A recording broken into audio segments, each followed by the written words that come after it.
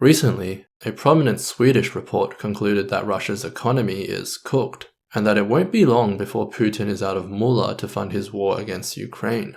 This report, of course, is making the same claim as 100 reports that came before it, dating all the way back to the first week of the Russia-Ukraine war.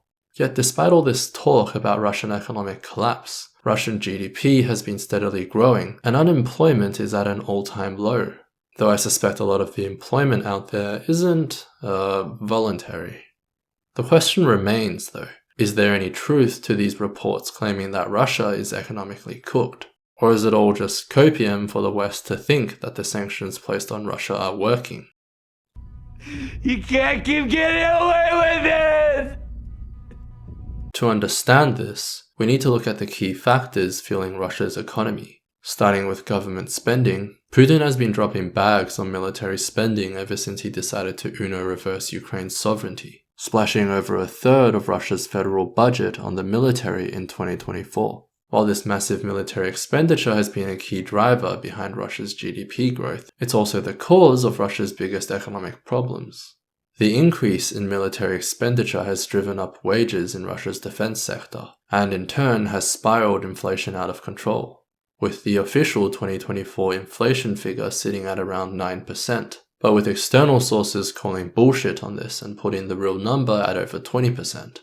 This means that although Russia's economy is technically growing, under the hood, it's a dumpster fire, with the only real parties to benefit from this growth being those within the military-industrial complex. Meanwhile, the babushka down the road is no longer able to afford her monthly eggs and vodka. Russia is also running out of funds to keep up with its military spending, which tends to happen when a war that was supposedly meant to take a few days still has no end in sight after 3 years. I mean, you gotta give it to the Ukrainians for performing the greatest fraud check of the century. Everyone used to think that Russia was this menacing superpower whose only equal was America. But then it turned out that all it took was a bunch of cracked out gamers with a good Wi-Fi connection to grind the Russian war machine into a 3-year-long stalemate.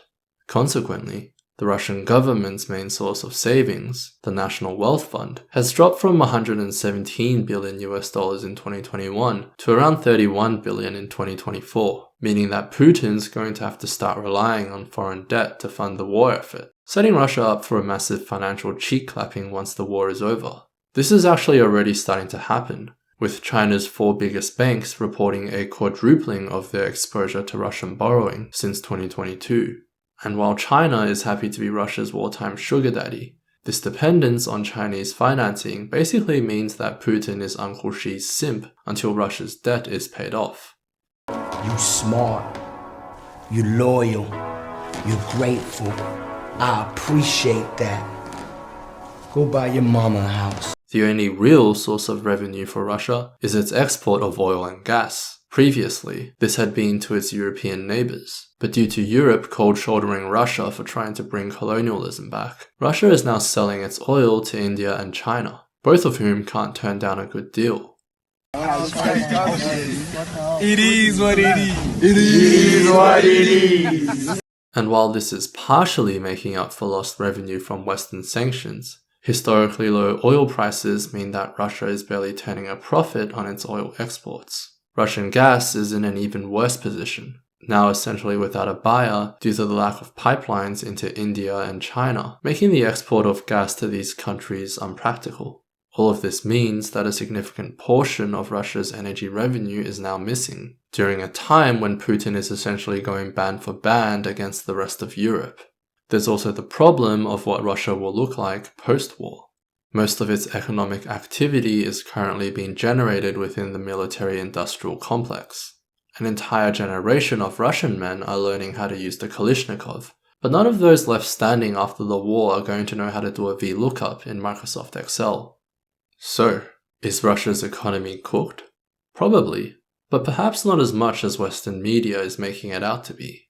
At least in the short term, Russia looks capable of sustaining its wartime economy through a combination of leftover savings, loans, and cutting out less essential expenditure like healthcare and education. But at some point, its rampant inflation, growing debt, and dwindling revenue is going to catch up. And there won't be enough rubles in the piggy bank for Putin to afford another MiG.